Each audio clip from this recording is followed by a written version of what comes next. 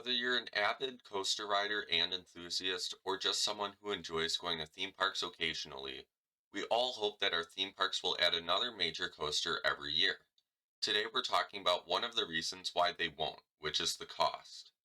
One of the main reasons why it can be difficult for theme parks to add a major coaster is the cost. Roller coasters are very expensive mainly because they are tall steel structures that have to be safe enough to carry many people at excessive high rates of speed.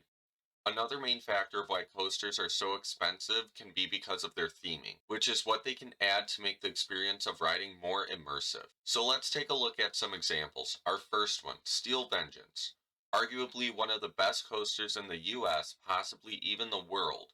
This coaster will cost you about $8.3 million after adjusting for inflation, which may not seem like a lot for a roller coaster, but let's look at our next example.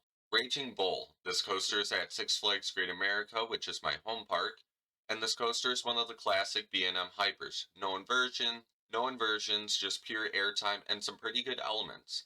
The price tag on this coaster is $42.2 million after the adjustment for inflation, which if you're asking me, that is a crazy amount of money. It is a great coaster, over 2 minutes of ride time, some nice elements, but it does come at a really high price tag. If you want a nice wing coaster added to your park, that'll cost them around $37 million to build, assuming it's close to the length of Gatekeeper at Cedar Point. Or if you're a Raptor kind of guy, that'll cost you around $14 million to build, which in the grand scheme of things isn't as expensive as others, but is still a lot of money. This last example I have for you will shock you. If you want a nice record-breaking coaster, such as the world's highest coaster at the park, it'll cost you around $39 million.